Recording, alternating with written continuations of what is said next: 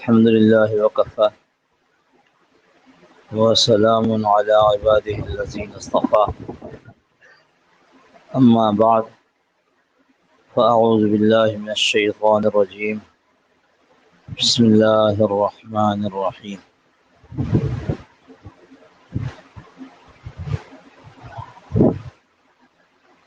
إن تنصروا الله ينصركم ويثبت أقدامكم صدق الله مولانا العظيم وصدق رسوله النبي الكريم ونحن على ذلك لمن الشاهدين والشاكرين والحمد لله رب العالمين.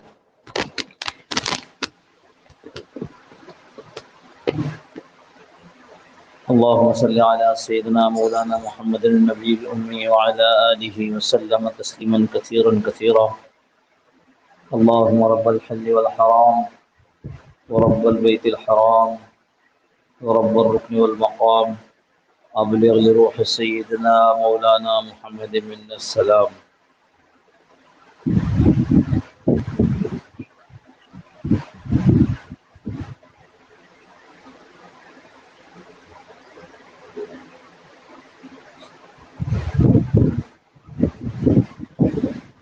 بزرگان محترم، اللہ جل جلالہ ومن والہ نے اس ساری مخلوق کو تن تنہا پیدا کیا ہے اپنی حکمت کے تحت، اپنے ارادے سے، اپنی قدرت کے ہلکے سے اشارے سے پیدا کیا. قدرت اللہ کی بہت بڑی ہے. جو کچھ ہوتا ہوا نظر آ رہا ہے یہ اس قدرت کا ادنا سا اظہار ہے، ادنا سا اظہار، ورنہ قدرت تو اللہ کی بہت بڑی ہے. ہمارے سامنے جو کچھ ہے وہ اس کی قدرت کا ایک معمولی سا کرشمہ ہے.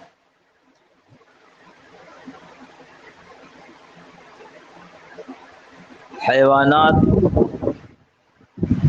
ایسے پیدا کیے، زمین کے اوپر چلتے ہیں، بعض پہاڑوں پر رہتے ہیں، بعض زمین کے نیچے رہتے ہیں، بعض پانیوں میں رہتے ہیں.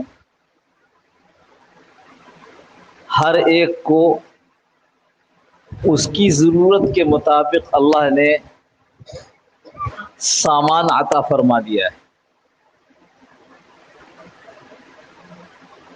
بعضوں کو پنجے دیے ہیں، بعضوں کو چونچ دے دی ہے،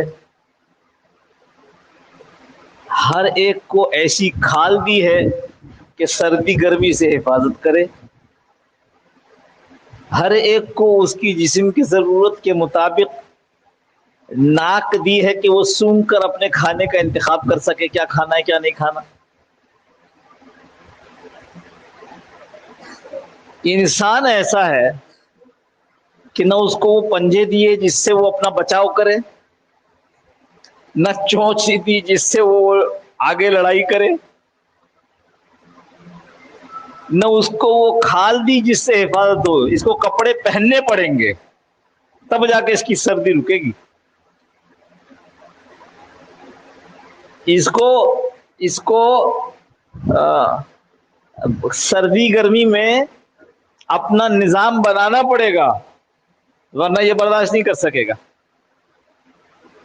تو اس کو ایسی چیزیں نہیں دی جو حیوانات کو دی، لیکن اس کو ایک ایسی چیز دے دی جس کو ہم عقل کہتے ہیں، کہ جس کو استعمال کر کے یہ اپنا کام چلا لے گا.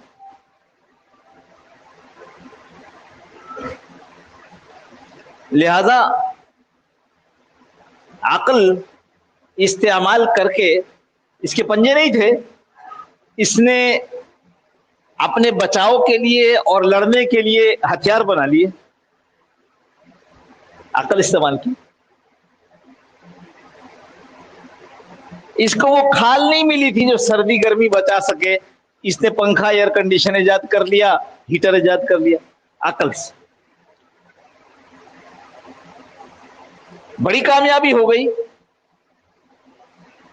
آیا تو بالکل کچھ بھی نہیں تھا، اور جب عقل استعمال کی تو بہت کچھ ہو گیا. لیکن وہ بہت کچھ بھی اکثر اوقات کام نہ آیا. دنیا نے دیکھا ہے، ہمارا آپ کا مشاہدہ اور تجربہ بھی ہے. بعض اوقات سردی سے بچاؤ کا پورا انتظام ہو جاتا ہے، بعض اوقات اس کے باوجود سردی لگ جاتی ہے. بعض اوقات گرمی سے حفاظت ہو جاتی ہے، لیکن بعض اوقات ایسی گرمی پڑتی ہے کہ کتنی اموات واقع ہو جاتی ہیں. کہتے ہیں ہیٹ ویو آ گئی.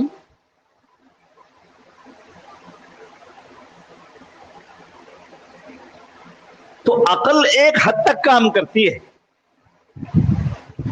جہاں عقل کی حد ختم ہوتی ہے وہاں سے وحی کی ابتدا ہوتی ہے. اللہ بتاتے ہیں کہ تمہیں کیا کرنا چاہیے. تم نے اپنے بچاؤ اور دشمن سے مقابلے کے لیے ہتھیار بنائے ہیں، لیکن یہ ہتھیار تو کام اس وقت دیں گے، وحی بتا رہی، کام اس وقت دیں گے جب ہم چاہیں گے. تم نے انواع و اقسام کی چیزیں اپنی دیگر ضروریات کے لیے پیدا کر دی ہیں، لیکن یہ چیزیں جو تم نے بنا لی ہیں اس کا نفع تو اس وقت ہوگا جب ہم چاہیں گے، ورنہ یہی چیز تمہارے لیے نقصان بن جائے گی. اسی چیز کو جس کو تم یہ سمجھ رہے تھے کہ یہ میرے فائدے کا سبب ہے، یہی چیز نقصان بن جائے گی. مثالوں کی اس ضرورت نہیں کہ گرد و پیش میں چاروں طرف اس طرح کے حوال سامنے ہیں سب کے. لہذا اللہ کے نبی صلی اللہ تعالی علیہ وسلم نے آ کر یہ بتلایا کہ اپنی عقل کو وحی کے تابع کرو، اور اس کے نتیجے میں خود رسول اللہ صلی اللہ تعالی علیہ وسلم نے جب لڑائی لڑی ہے تو ہتھیار تھے، مگر ہتھیار سے زیادہ انحصار کس پر تھا؟ نماز اور دعا پر. بدر کے میدان میں صف آرا ہوئے دشمن کے سامنے، لیکن اس سے پہلے ساری رات اللہ سے مانگنے کا اہتمام کیا ہے.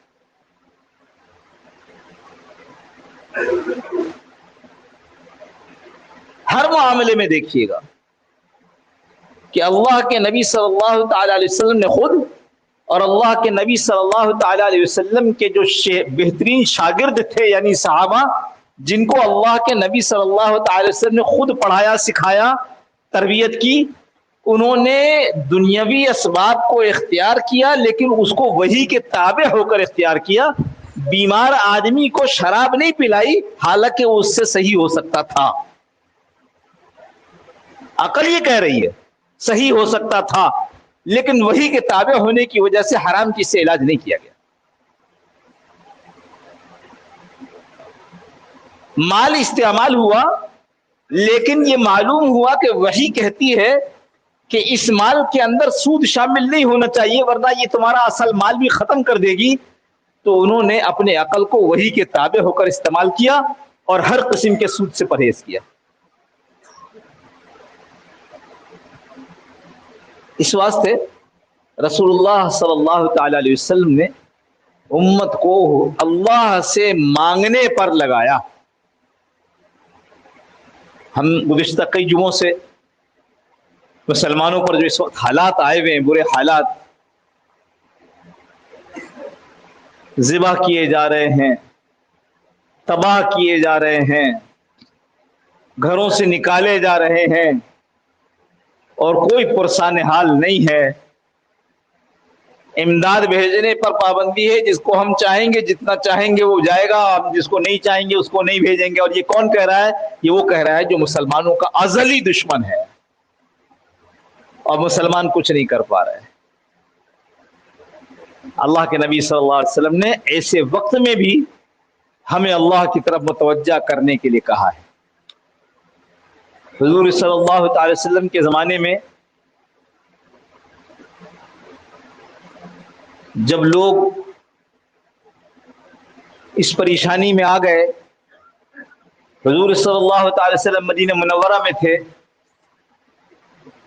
تو آپ صلی اللہ تعالی علیہ وسلم نے اللہ سے مانگنے کا اہتمام کیا اور نماز فجر کی دوسری رکعت میں رکوع سے کھڑے ہو کر سمع اللہ لمن حمیدہ کہہ کر اور سجدے میں جانے سے پہلے طویل دعائیں پڑھی. چند دعائیں یہ لکھی ہوئی ہیں، میں سنا رہا ہوں. اللہم اہدنا فیمن ہدیت.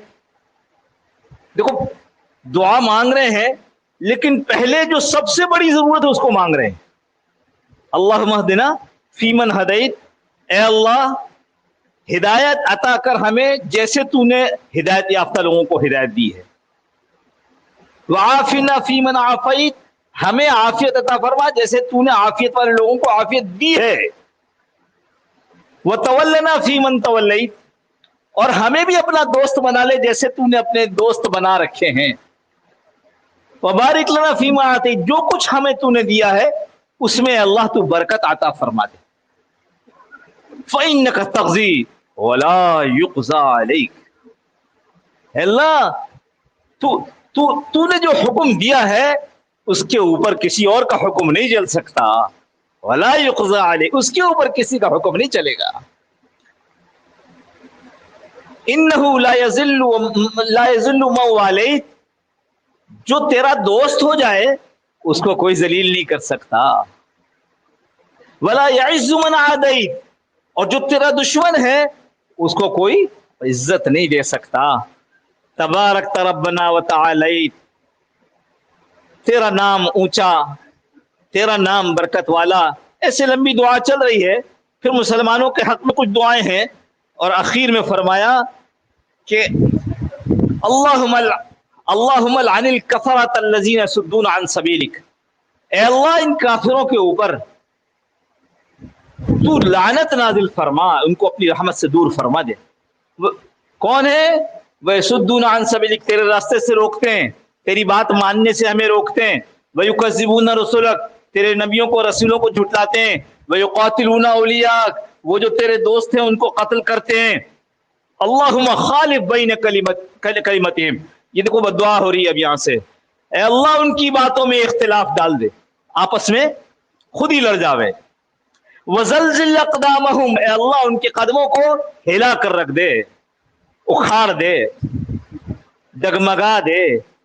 وشتت شملہم، اے اللہ ان کو پریشان کر دے. وفرق جمعہم، یہ جو سارے ایک جگہ ہمارے خلاف جمع ہو گئے ہیں اے اللہ ان کو ٹکڑے ٹکڑے کر دے، تتر بتر کر دے. وخرب بیوتہم، اے اللہ ان کے گھروں کو برباد کر دے. ودمر دیارہم، ان کے دروازوں کو توڑ دے. وکسر اعمارہم، ان کی عمارتوں کو توڑ دے. وقرب آجالہم، اور ان کی موت کو ان سے قریب کر دے. وانزل بہم باسک الذی لا تردہ عن القوم المجرمین، اور ان کے اوپر ایسا عذاب نازل فرما جو ان سے واپس ہونے والا نہ ہو. اللہم انا نجعلک فی نحورہم، اے اللہ ہم تجھے ان کے مقابلے پر پیش کرتے ہیں. ونعوذ بک من شرورہم، اور اے اللہ ہم آپ سے آپ کی پناہ چاہتے ہیں. مقابلہ ہو رہا ہے، کوششیں ہو رہی ہیں، لیکن ساتھ حکم یہ ہے کہ اللہ سے مانگتے رہو. اللہ نے اگر مدد کا ارادہ نہ کیا تو تمہاری کوئی مدد کرنے والا نہیں ہے. دعا میں لگو. میں پھر کہوں، میں اسباب کا انکار نہیں کر رہا، جو سبب ہم اختیار کر سکتے ہیں جو میں پچھلے کئی جمعوں سے آپ سے عرض کر رہا ہوں، لیکن زور ہمارا اس پر ہے. اس لیے آج رسول اللہ صلی اللہ علیہ وسلم کی ترتیب بھی آپ سے عرض کر دی. اب کیا ہوا؟ ہم کہتے ہیں تو ہر مسجد میں اب دعا ہو رہی ہے، ہر مسلمان ہاتھ اٹھا کر دعا کر رہا ہے، پر دعا قبول نہیں ہو رہی. اے اللہ کے نبی ہمیں بتا دیجئے کہ ہماری دعا کیسے قبول ہوگی. فرمایا اللہ پاک ہیں، پاکیزگی کو پسند کرتے ہیں، پاکیزہ چیزوں سے قبول کرتے ہیں. جب تک تمہارا مال، پہننا، اوڑھنا، کھانا پینا پاک نہیں ہوگا تمہاری دعا قبول نہیں ہوگی. اپنی حالت پر غور کر لیں. ہمارا کھانا، ہمارا پینا سود سے، حرام سے، ڈنڈی مارنے سے، لوگوں کو جو جس بنیاد پر ہم نے اپنے اوقات مزدوری کے، نوکری کے دے رکھے ہیں، کہاں کہاں ڈنڈی مار رہے ہیں. تو کھانا پاک ہے، مال پاک ہے، جو کپڑے پہن رکھے ہیں پاک ہیں. اور ایسے ہی جو دوسری چیز جس سے اللہ کے نبی صلی اللہ علیہ وسلم نے بہت زیادہ ڈرایا ہے وہ یہ، حضرت عائشہ فرماتی ہے رضی اللہ تعالی عنہ، حضور صلی اللہ علیہ وسلم میرے گھر میں آئے، یعنی حجرے میں آئے، اور آپ کے چہرے سے پتہ چل رہا تھا کہ کوئی بہت خاص بات ہوئی ہے، بس کسی سے کوئی بات نہیں کی، وضو فرمایا اور فوراً وہاں جو لوگ حرم شریف جن اللہ نے زیارت کروائی ہے وہ دیکھا ہوگا کہ ریاض الجنہ جو ہے جہاں رسول اللہ صلی اللہ علیہ وسلم کی کا ممبر ہے اور نماز پڑھانے کی جگہ ہے، اس کے بالکل ساتھ جو حجرے ہیں جس میں رسول اللہ صلی اللہ علیہ وسلم مدفون ہیں، جس میں رسول اللہ صلی اللہ علیہ وسلم آج بھی راحت آرام فرما رہے ہیں، وہ بالکل مسجد سے ملا ہوا ہے اس کی دیوار، کیونکہ حضرت عائشہ کے حجرے میں دفن ہوئے، تو عائشہ رضی اللہ عنہا کی جو دیوار ہے وہ مسجد سے ملی ہوئی ہے. تو حضرت عائشہ کہتی ہیں جب میں نے یہ دیکھا کہ اللہ کے رسول نے کچھ نہیں کہا اور فوراً مسجد کے اندر تشریف لے گئے اور لوگوں کو جمع کر لیا، تو میں بھی حجرے کی دیوار سے کان لگا کر کھڑی ہو گئی کہ سنو تو صحیح آج کیا ایسی خاص بات ہے کہ رسول اللہ صلی اللہ علیہ وسلم کا چہرہ پہچانا جا رہا ہے کہ آج کوئی خاص بات ہوئی ہے. ممبر پر تشریف فرما ہوئے اور کہا لوگوں اللہ تعالیٰ نے ارشاد فرما دیا ہے امر بالمعروف اور نہیں عن المنکر کرتے رہو. اگر ایسا نہ ہو کہ ایسا وقت آ جائے کہ تم اللہ سے دعا کرو تمہاری دعا قبول نہ کی جائے، تم اللہ سے سوال کرو اور اللہ تمہارے سوال کو پورا نہ کریں.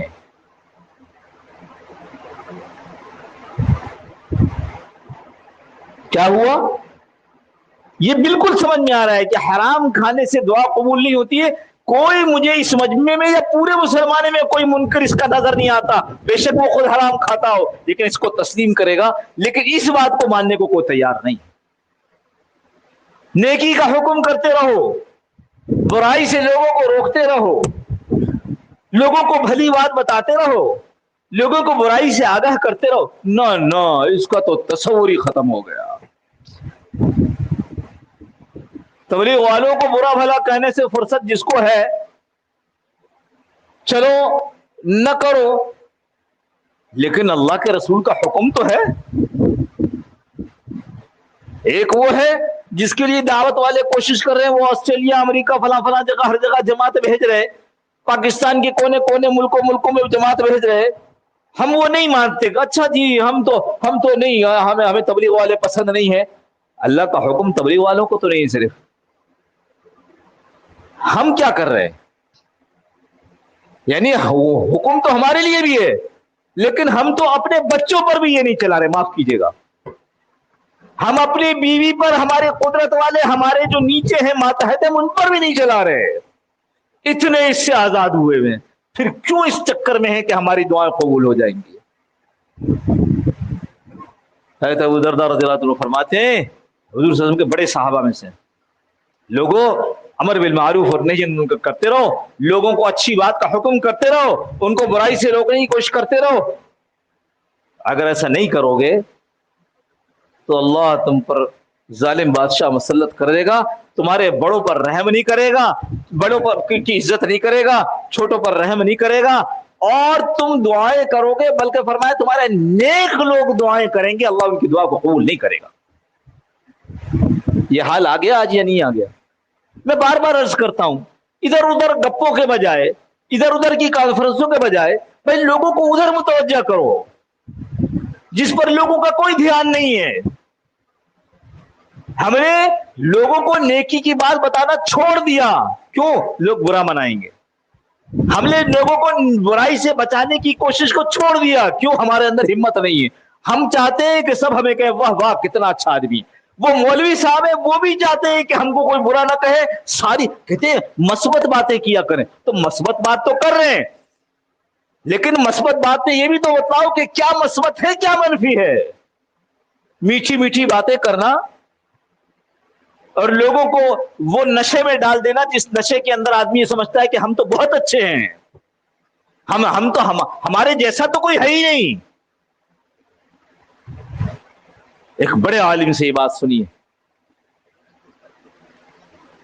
بہت بڑے عالم، بلکہ نہیں نام نہ بتاؤں، کوئی ضرورت نہیں، اس طرح مجھ پر اعتبار کیجیے. کہنے لگے کہ اگر تم ممبر پر بیٹھ کر وہ باتیں کرو جو لوگوں کو پسند ہے تو یہ ایسے ہی ہے جیسے تم نے ان کی گردن کاٹ کر رکھ دی. لوگوں کی پسند کی باتیں واہ واہ ہو جائے, تم نے تو ان کی یوں بلکہ گردن کاٹ دی, ان کا گردن اتار کر رکھ دی. اس وقت یہ کرنے کا بڑا کام ہے. دعائیں قبول نہیں ہو رہی, دعائیں قبول نہیں ہو رہی. ایک جگہ ترمذی شریف کی حدیث ہے, ابو داؤد نے بھی نقل کیا, امام ابو داؤد رحمۃ اللہ نے بھی اپنی موطا میں نقل کیا اس کو. ہاں ابو داؤد میں, سنن ابو داؤد میں, موطا تو امام مالک رحمۃ اللہ کی. لوگوں امر بالمعروف کرتے رہو ورنہ اللہ پاک تم پر سب سے خراب لوگوں کو مسلط کر دے گا. جو سب سے خراب ہوں گے ان کو مسلط کر دے گا. اس کے بعد تم ان کے خلاف اللہ سے مدد مانگو گے, اللہ تمہاری مدد نہیں کرے گا. کیوں؟ شرط یہی بتائی. ارے دوستو, جہاں ہم نہیں جا سکتے, جو ہم نہیں کر سکتے, اس پر تو استغفار کرو. لیکن جو میرے ماتحت ہیں, میرے بیوی, میرے بچے, خود تو کہو.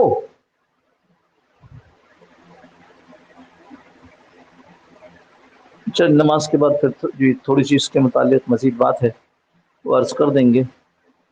اللہ ہم کو اس کی فکر نصیب فرما دے. اپنے دماغ اپنی عقل پر نہیں, صرف وہ عقل استعمال ہونی ہے جو عقل وحی کے تابع ہے, جو رسول اللہ صلی اللہ علیہ وسلم کے احکامات کو دیکھ کر اپنی عقل سے اور اس میں عقل استعمال کرتے ہیں. یعنی ان کی عقل آزاد نہیں ہے, ان کی عقل وحی کی روشنی میں چلتی ہے. تو بھائی ہم بھی ایسے ہی ہو جائیں, اور ہر آدمی ہم میں سے اس کی کوشش کرے کہ اپنے کم از کم اپنے جو ماتحتین ہیں ان کو نیکی پر چلانے کی کوشش کرتا رہے اور ان کو برائی سے بچانے کی کوشش کرتا رہے, تاکہ اللہ پاک ہمیں اس ادبار سے نکال دیں. اور یہ جو آج اتنے لوگ ہاتھ اٹھا کر بیت اللہ کا غلاف پکڑ کر دعائیں کر رہے ہیں, ان کی دعائیں بھی قبول ہو جائیں.